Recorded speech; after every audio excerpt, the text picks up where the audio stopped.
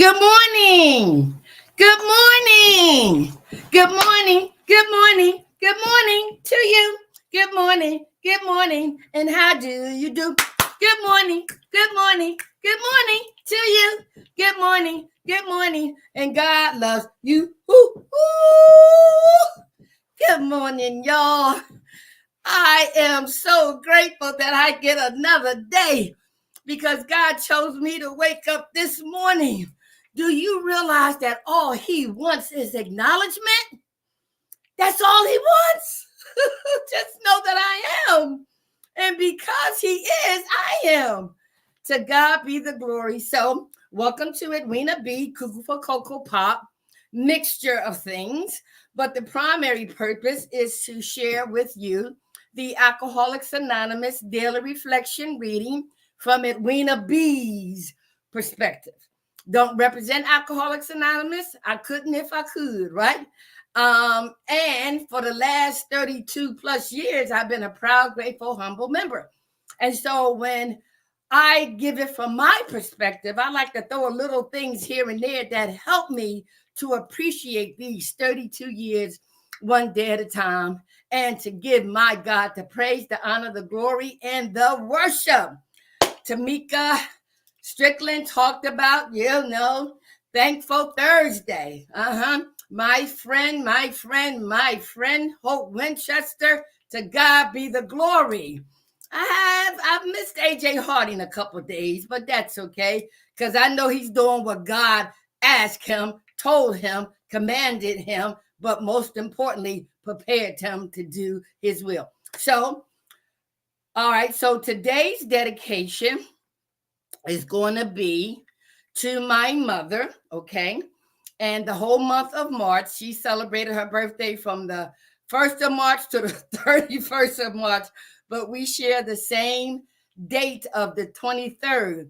I had my first sober day, February the 23rd, and she was born on March the 23rd. To God be the glory. And so I had a praying mother, and I'm going to take time to acknowledge my mother. After that, I'm going to read one of my journal entries. I believe it's May the 10th. And I'm also going to share some pictures of my mom and share a little bit of her story. And then we're going to go to the reflection reading for today. So if you ever want to contact me, if you need a speaker, if you need a facilitator, a trainer, I'm available and I don't charge anything. But I do take free will offerings because what God has given me, we freely receive and we freely give. Okay, so contact me if you need me, and if the Spirit yields you to contact me for any and everything, by the grace of God, with His strength, I'll be there. All right, so this song is dedicated to Every Day is Mother's Day by Shirley Caesar. All right, so let's enjoy this song. All right, and while I meditate, I want to dedicate this song to the memory of two most wonderful people in my life. My auntie mama and my mama. Mother Hallie Caesar and my sister Ann. My Aunt Margaret, my auntie mama and my mama. Feels like Mother's Day. She is with me in my heart. I cannot hear my mother's voice. We will never, ever be apart.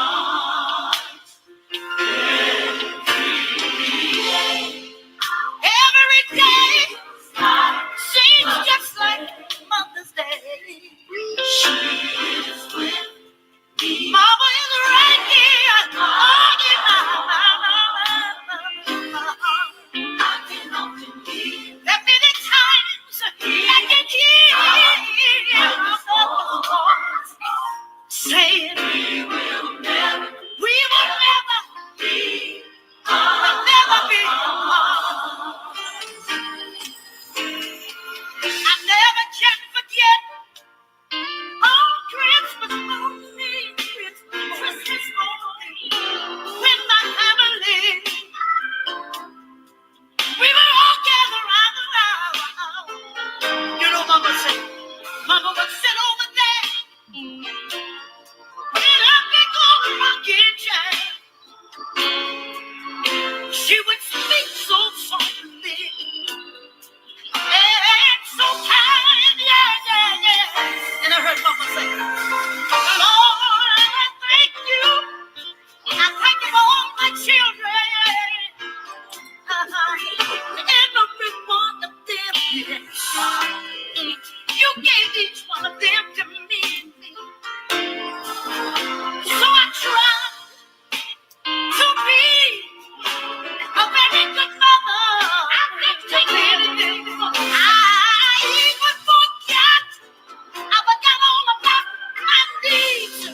know what church is. Every day.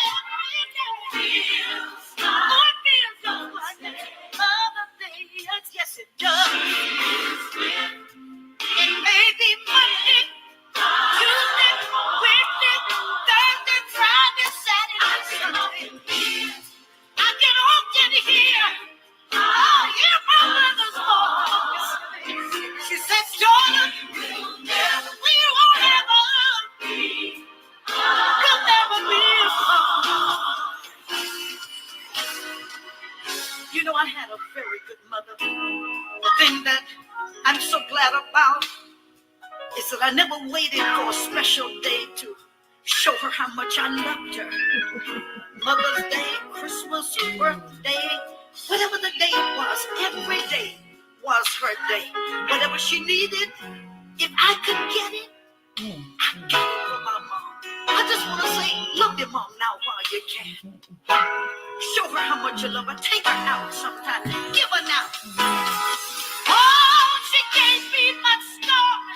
Gave me my star. I want to keep her in my heart. My love for my mother. It will never be gone. No. You know what? Mama showed me the right way. Showed me the path that she led me. I think about my mother every day. Oh, yes, I do. Mama gave me her love. She went on to glory on the wings of the she's looking down on me. She's looking down on me. Not one day. Oh, it feels like every day. Yes, it does. She is with. It may be Monday, Tuesday, Wednesday, Thursday, Friday, Saturday, and Sunday. Many times. See where I can hear me. I can hear my mother talking to me. Woo! Every day. Every day is like Mother's Day. Oh my God. Every day is like Mother's Day. You know, it's amazing how these songs, just touch my very, very soul in a very good way. And it's because of the spiritual program of Alcoholics Anonymous. And dealing with these spiritual principles and applying them to earthly matters makes such a big difference in our lives. And God knows in my life. When Donald Lawrence said, we are not a natural being having a spiritual experience. We are spiritual beings encased and walking this natural experience on earth called life. But what a difference when you learn, apply, analyze, dissect, evaluate, and practice these 12 spiritual principles. You will wear the world like a loose garment. And the most challenging applications is when someone transitions, right? And so I've learned through the 12-step spiritual program that each minute, each hour, each day is all we have to show and give the love to our loved ones, particularly our parents, in spite of, and especially our mothers. And so when it comes to my mother, Helen Jones Hall Lamar Taylor, and Margaret Matilda Kemp Williams, I have no regrets, none, just beautiful memories of taking care of them after being chosen and prepared before they transition. I can smile. I am free. And I know that I did the best that I could do. So, so every day is a Mother's Day, right? All right. So yesterday, I shared a little bit about my mother and coming from Georgia, how she found out who her brother was, how they shipped her to Philadelphia, how they had to get a birth certificate altered in order for her to go to school in Philadelphia, right? And so with Grandma Carrie, right? She stayed with her, and Ruby Lamar promised to come up after things kind of settled down in Georgia once the secret was exposed, right? And so Grandma Carrie always went to church at Bright Hope Baptist Church. And wherever Grandma Carrie went, my mother went, right? And so, yes, she began to attend the Bright Hope Baptist Church. And I tell you, boy, Bright Hope Baptist Church has been in our family a long time, right? As well as the miracles, the beauties, and the progress, but also the secrets. Also the secrets. Yes. So anyway, my mom started going to church there, and guess what? There was a young man that started going to church too. And I know and believe it was the Hall family, Mr. and Mrs. Hall, who took their son, my dad, to church, right? But guess what? My dad was also given to the Hall family. And so they are not my biological grandparents, you know. And again, back to secrets. But I'll talk about my dad another time. So, Helen Lamar Jones and Edward Clinton Hall Sr. Met at Bright Hope Baptist Church. And you know, one's 14, one is 16, and you know how that goes, the courtship and the giggly eyes. And from what I understand, my mom was kind of, now. And my dad was handsome as a lad. He was a very handsome lad, right? And so, of course, you know how that goes, right? So when you meeting in the church, you don't think nothing of it, right? Guess what? Young people sometimes don't think the same way, and neither do old people. All right. And so it was during that time that the courtship formed. And lo and behold, after a few visits to Bright Hope Baptist Church, I don't know who made the decision, but I got an idea who it was. My daddy said, Helen, meet me downstairs in the bathroom. And so, yes, they went down to the bathroom. I don't know if it was the woman's room or the men's room, right? But they engaged. And there was the conception of my oldest sister, Ruby Amira Hall Wells, conceived on the floor of a bathroom in Bright Hope Baptist Church. I'll stop there, okay? Woo! To God be the glory. We don't select our family, we select our friends. So for whatever reason, Ruby Amira Hall Wells was given to Edward Clinton Hall Sr. and Helen Lamar Jones. All right. So now what I want to do is share with you my journal entry for May the 10th. And I share with y'all every day the importance of keeping a journal. So when you keep a journal, you are sharing different aspects of your day, what's going on, what you're feeling, what you're thinking. And in recovery, they suggest, like it was suggested to me, that I keep a journal of my transition from the world of addiction and all the lifestyle, to the unknown, unfamiliar pathway of recovery. Okay. And so I kept a journal for the first 4 years of my recovery. And as you can see, it says, as it was written, right? And that's me underneath the parked car, like I told y'all I was, all right? And so let's read the entry for May the 10th. Now, it's ironic, I was talking about churches. This is the first church that I attended in recovery, right? Covenant, Covenant Central Presbyterian Church. And I got a story about that too. I tell you, boy, these churches are something. But here's my entry for May the 10th, 1990. Covenant Central Presbyterian Church.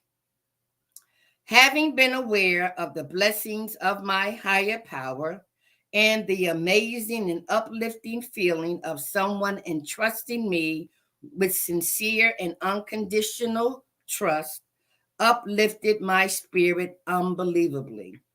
I shared the feelings with my sisters and others. It was truly an enlightening experience. My day started out with prayer and meditation and reading of my literature. It always seemed to fit some event of a previous thought or situation, which I find encouraging. I did something quite differently this morning. I attended an aerobic class at the church. Sharing conversation and women talk before exercising was very pleasing and educational. For a sister and I were able to enlighten non members of the growth of recovery and our outlook. We received praise as well as an incentive to continue the growth we were able to share. I really found out that I'm really out of shape because I was tired out. But overall, it was fun, real fun. After that, I was able to go to a meeting and still feeling direction. I was able and still following direction. I was able to listen once again. The topic was loyalty to the group. It made me think of letting others down if I were to get high. And the friendships I have developed and the attachments I have developed make me aware of the hurt I would cause myself and others. It was a good topic. I went to work at the church and I had asked my pastor to write a letter on my behalf to help aid in me getting into the why.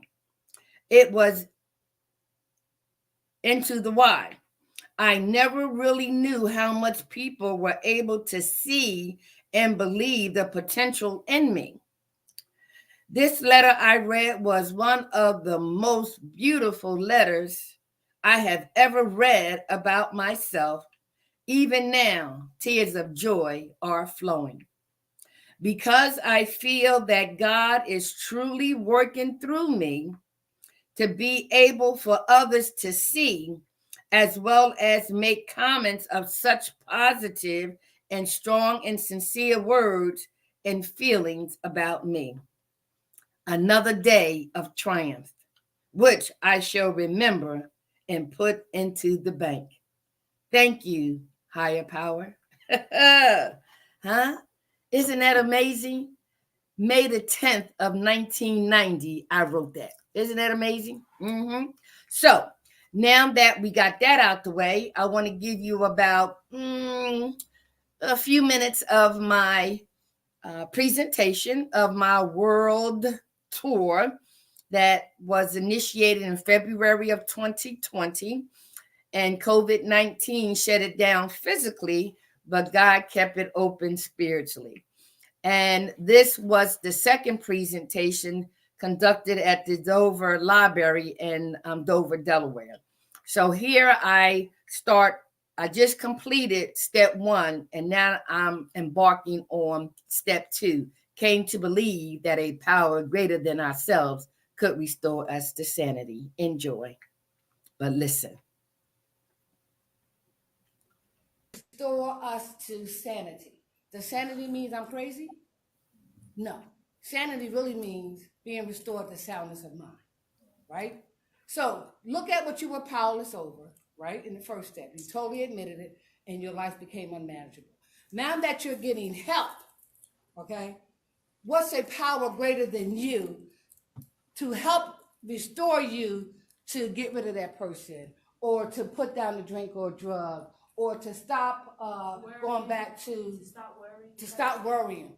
What's a power greater than you? Can you name some examples of a power greater than you? God. What else? Suppose you don't believe in God. That's terrible.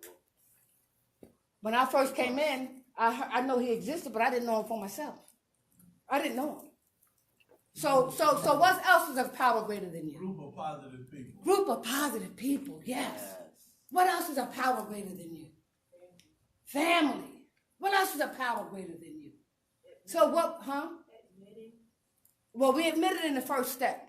So we're asking, came to believe that a power that's greater than me could restore me to soundness of mind, could help me identify what those stress factors are. What power greater than me can help me understand how alcohol and drugs is destroying my life? What's a power greater than myself? Research, information, right? It's a power greater than you, right? So that's why we're saying in the second step in that recovery principle, you're going to have to identify a power greater than you to help you navigate through this thing so you can be restored to soundness of mind. Making the right decision best for you. Don't go back to that broken relationship. Don't keep taking that son who keeps robbing you. Don't keep forgiving that guy who raped you. You know what I mean? Those things. How can you avoid those situations, those people? Restore you to sanity. A power greater than you can do that. Excuse me, could you get the door?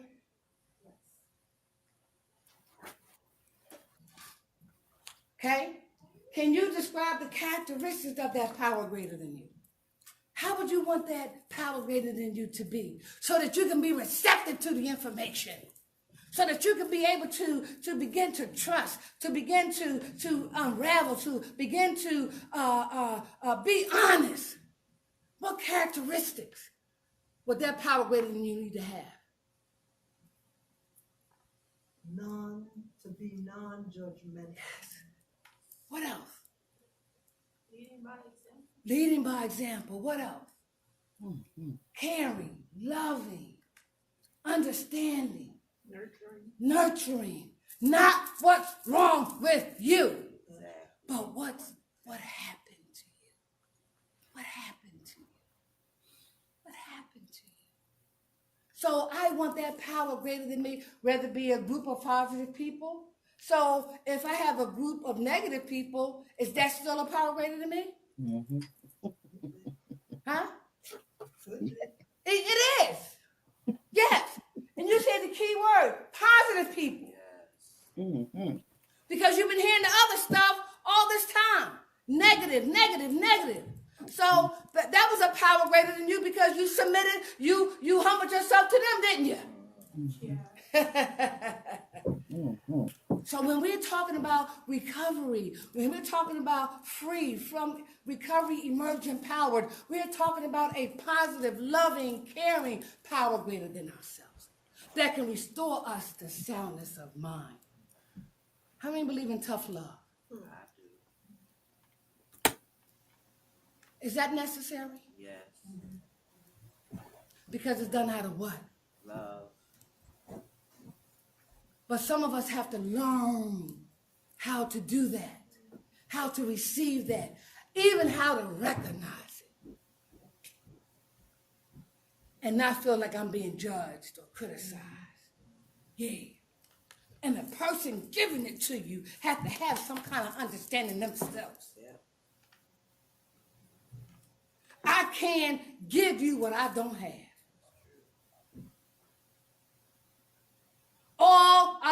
lives. We were given those things from people, from whatever, and look where it got us. But now we admitted that stuff made my life unmanageable. I need something to restore me to soundness of mind, and I need that force to be loving and caring so I can get out of here and go over here. 12 recovery principles, okay?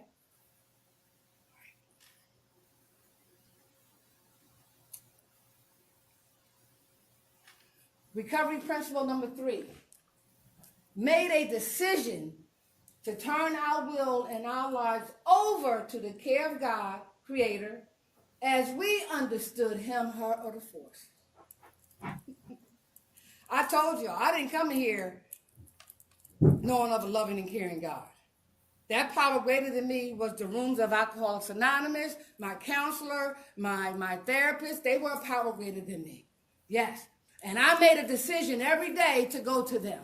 I made a decision every day to go to a meeting. I made a decision every day because I saw that my life was changing and whatever. So what's the key word in this recovery principle? Decision. Before then. Made. We make decisions all day long. Do we not? Am I going to get up? Am I going to go to the bathroom? Am I going to pee in the bed? Am I going to, am I going to, am I going to what? I didn't want to go to the bathroom when I was a little girl because I was afraid. I peed on the floor. We made a decision. Am I going to hit the alarm clock? Am I going to work? All day long, we make decisions. And what are we deciding to turn our will and our lives over to? How many go to work? How many used to go to work? Did you make a decision every day to go to work? No. Most days. Huh? Almost every day. Huh? But I'm glad. But you still had the choice, didn't you? Yes. And so what we needed to find out, what was the underlying, this thing's good, my notes. What was the underlying motive for you to make that decision? Want to eat. Want money. So listen, if we admitted that our lives had become unmanageable, that a power greater than ourselves could restore us to soundness of mind, do you think it's a good idea to practice making that decision to continue that path? Yes. Yes. All day long. Can you provide examples of who and how you make a decision to turn your will and life over to? Who do you make a decision during the day to turn your will and your life over to? God. Did you always believe that? No. Who before God? Who was it? Myself. Yourself. Before you became known of yourself, who did you make that decision to turn your will and your life over to? I'm going to stop there because tomorrow we will resume and we will focus on step number 3, where it talks about made a decision.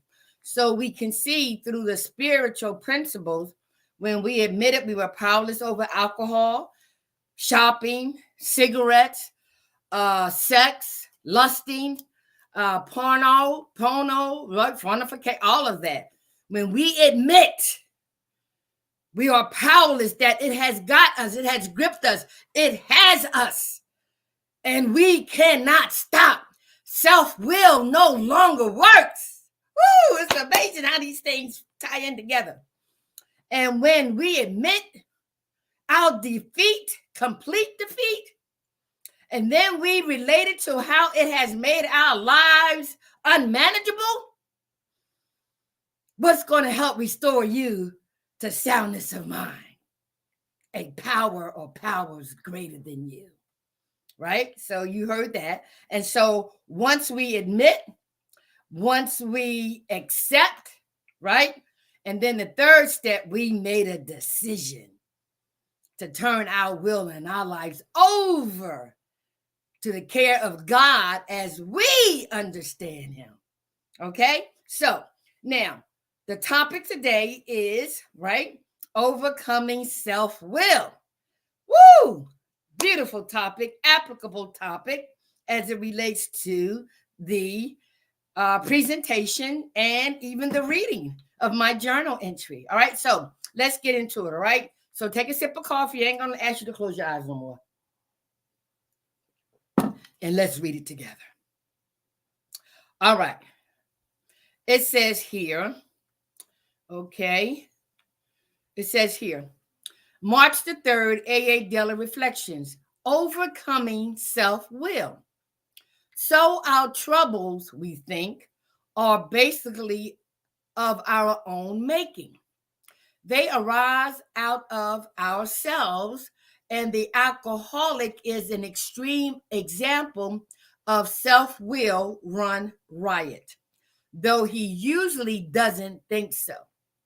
Above everything, we alcoholics must be rid of this selfishness.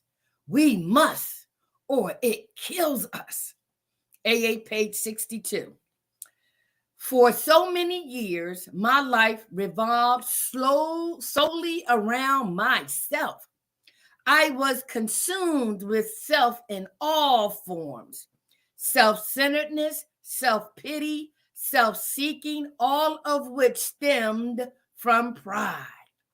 Today, I have been given the gift through the Fellowship of Alcoholics Anonymous of practicing the steps and traditions in my daily life of my group and sponsor, and the capacity, if I so choose, to put my pride aside in all situations which arise in my life.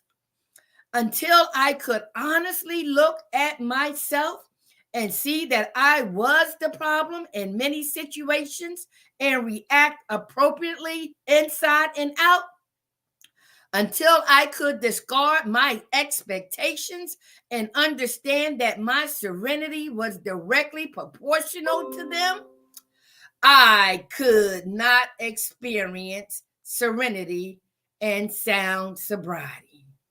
Did you get that? Overcoming self-will. Oh boy, you ready? Good, because I'm ready too. So, are you a self-willed person? Of course you are. Yes, you are. Yes, you are. Okay. So let's start with being honest. Yeah. So self-will. I, me. Self-will. What has our higher power given us? Self-will.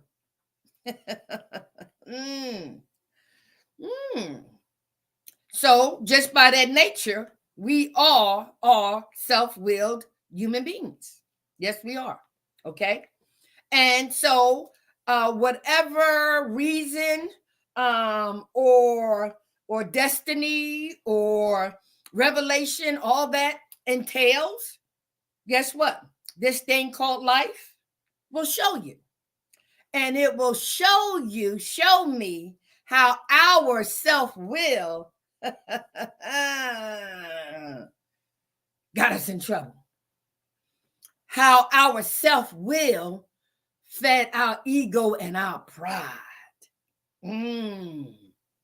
How self-will contributed to most, if not all, our situations, good or bad, because it was motivated by self-will, thinking I got the power. King Kong. Yeah, right. All right. Well, somebody made King Kong too, right? Okay. So, but it says here, overcoming self-will. Overcoming self-will because of the pure evidence of where our self-will got us. All right. So let's start with that. All right. So let's go to the reading. And it says here, so our troubles, we think, are basically of our own making.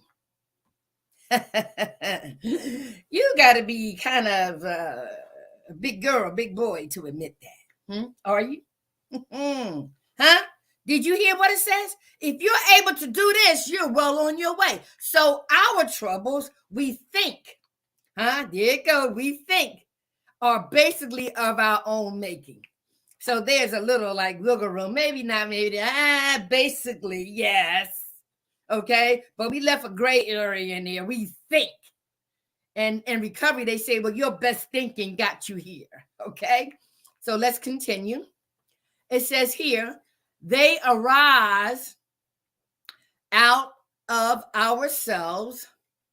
And the alcoholic is an extreme example of self-will run riot, though he usually doesn't think so. Do you hear that? So our troubles, we think, are basically of our own making.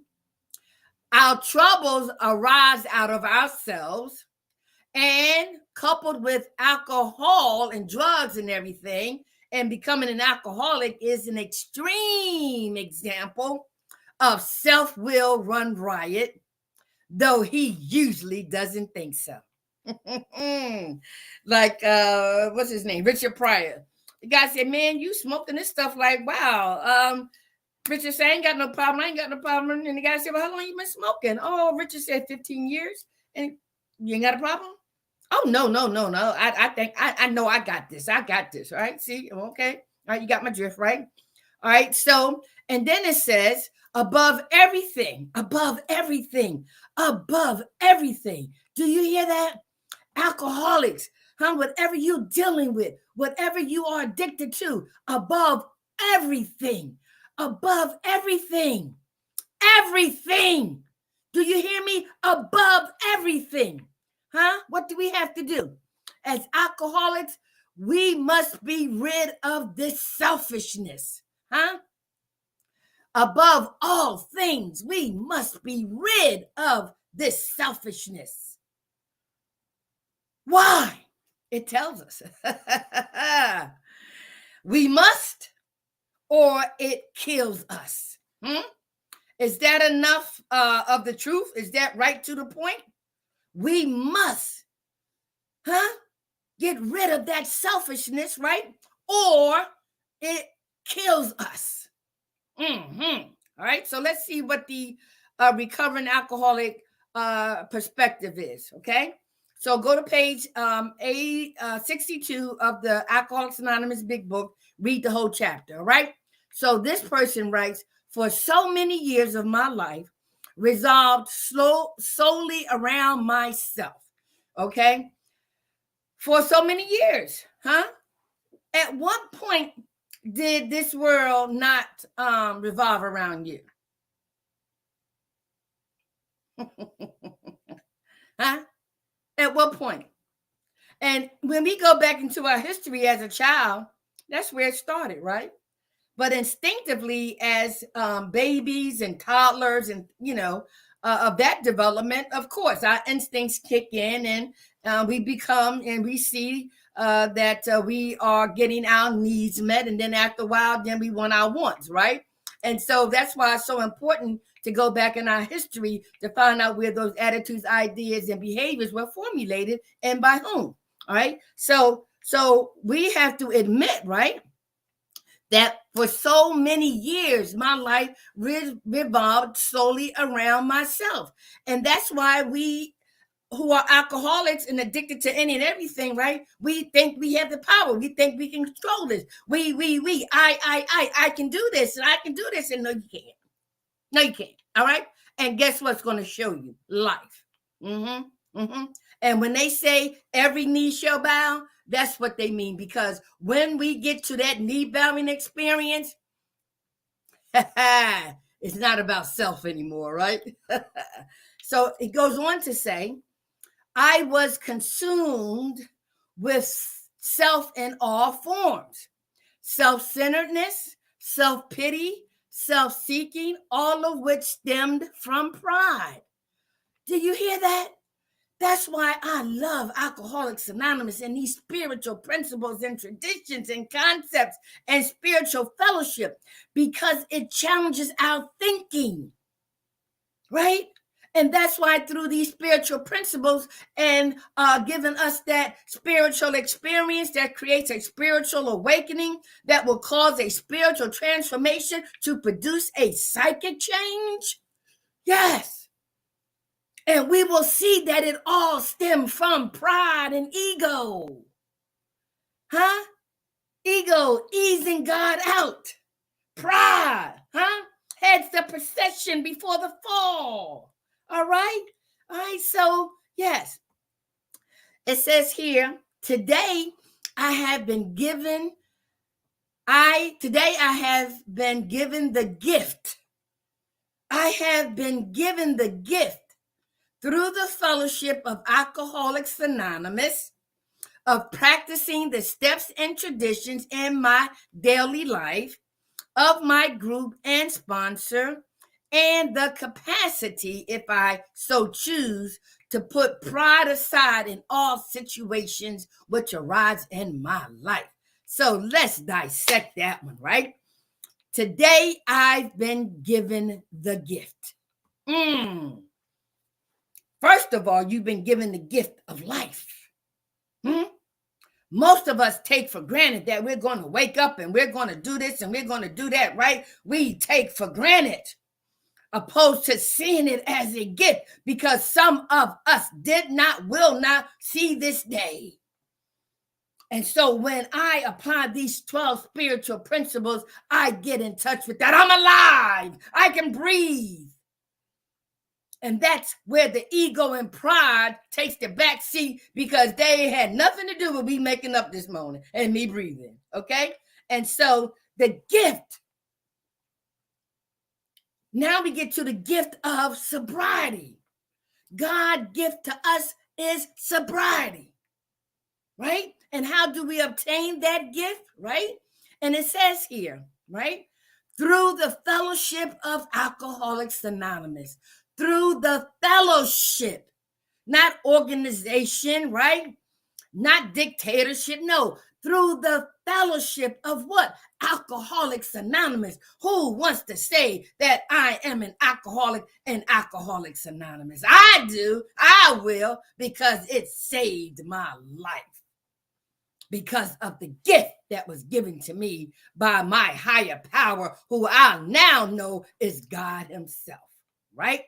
And so it says, through the fellowship of Alcoholics Anonymous, of practicing the steps and traditions in my daily life, right? So think about it. If you are learning spiritual principles and traditions to apply to your daily life, right? So think about it. That song, Donald Lawrence, I'm applying spiritual principles, spiritual in nature, to deal with this earthly journey, right?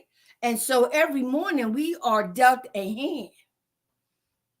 And we don't know what's under that hand. We don't know what's coming down the pike today on this earthly journey, right? But in Alcoholics Anonymous, through the spiritual fellowship, spiritual tradition, spiritual steps, we learn who the dealer is. So no matter what life deals us, he's the ultimate dealer. And when we apply these spiritual principles in our daily lives and all our situations, let's see what happens. Okay? I got a few more minutes. Oh my God, I tell you. It says here, of my group and my sponsor, of my group and my sponsor. That's why I go to my meetings every day. Every day I go to my meetings in one way, shape, form, or fashion. Yes, no. We are creatures of habit, right? So if I'm going to be addicted to something, listen, I want to be addicted to something that's going to save, help, and give me purpose. Yes. And so, yes, I go to my meetings every day, which is my group, my home group, and my sponsor, who will be celebrating 37 years, I believe, on March the 5th, right? And so through the group, which is a power greater than me. My sponsor, grand sponsor, great grand sponsor, power greater than me, right? Through using those through using that help to help me practice these principles in all my affairs, guess what? Guess what else is going to happen? It says here, right? And the capacity, if I so choose. Oh my God, there it is. Huh? There it is. If I so choose. Listen, self-will is a I went through something the other day, boy. Self-will was on me. Self-will was on me. I'll tell you about it tomorrow. I ain't got enough time. But self-will was on me. But guess what? I went to my meeting. I exposed myself. I told on myself. And guess what? God revealed the answer. And I was obedient because I chose to be obedient. I chose to yield to the Spirit. And guess what happened? Woo! I had to put, yes, and here it says to put my pride aside in all situations which arise in my life, right? Until I could honestly look at myself and see that I was the problem in many situations and react appropriately inside and out. Until I could discard my expectations and understand that my serenity was directly proportional to them, I could not experience serenity and sound sobriety. It says here, to put my pride aside. We're going through some situations in our lives and in our family and our friends. And when you can see it in other people, that means that it is within you too, which is why you can see it. But applying these 12 spiritual principles, you don't counteract with revenge or retaliation. What we've learned to do is to let go and let God. Let go and let God. I choose to put pride aside, right? Others don't, and I remember when I didn't, and I remember when I don't want to, and I remember what happened when I didn't, right? Okay. And so it also says, given the choice to yield to the spiritual thing to do, not do the next thing that you want to do, right? It says, and what you going to do about it? What's the next right thing to do? And I'll add, what's the next right spiritual thing to do? Okay. And it says here that when I put my pride aside in all situations, oh my God, that means remaining in a state of humility. That's why this is a program of progress, not perfection. Practice, practice, practice. Not like Ivor Iverson said, practice? Yes, practice, practice, practice in all our affairs, in all situations. Practice maintaining humility, putting pride and ego aside. And what will you discover? They'll tell you. Okay? It says here, until I could honestly look at myself and see that I was the problem in many situations and react appropriately inside and out, right? Until I could honestly look at myself in all situations, right? And see that I was the problem. People think I'm crazy when I say this, right? And it says it in our 10th step, the spiritual axiom, that anytime we are disturbed by a situation or a person, right, that means that there's something wrong with us. And you be saying, yes, yes, yes. And so what I've learned to do is to look at that situation and say, wow, what am I supposed to be learning from that? What was the message in that? That's what humility does. Pride wants to, no, humility say, okay, you got that. What am I supposed to learn, right? So there's something wrong with me that I need to apply these spiritual principles. Why did that bother me? Why am I feeling that way? Why am I reacting that way? Why can't I forgive? You see what I'm saying? So it makes you think, and you have to be honest with yourself, right? And so right now, instead of reacting, and I may do that initially because I'm human, but not as long, because I'll go back and say, okay, all right, practice. Okay, what do I need to apply, right? And then it says here, I have to close now, y'all. It says here, until I could discard my expectations, and understand that my serenity was directly proportional to them. Do you hear that? I could not experience serenity and sound sobriety. I'll close with saying this, honey. I practice not giving anything or anybody that much power ever again to put me back underneath that parked car. Right. 32 plus years ago. Hell to the no. So if I want to keep my serenity and my sound sobriety, right, I apply these 12 spiritual principles, the steps, tradition, and the spiritual fellowship, and apply them to all areas of my life. Woo! I am, look, it's okay. All right, I got to go, y'all. I got to go to my meeting, all right? So, self-will, overcoming self-will. It can be done. It's being done, and I'm an example of it. Now it's your turn. You can do it too, right? Just apply the same spiritual principles, right? All right, so wear your mask, social distancing, right? Get tested, get vaccinated, get your booster shot. Don't take for granted what everybody is saying and doing. Protect yourself, okay? And because the one thing that I've learned, there by the grace of God, there go I or mine. To God be the glory. If nobody told you they love you today, I love you. You love me. We are one big family with a great big hug and a kiss from me to you. Won't you say you love me too? I love you. I love you. I love you. Thank you, God. Thank you, God. All right, y'all, I'm out. And if it's God's will that we are reunited tomorrow, I will be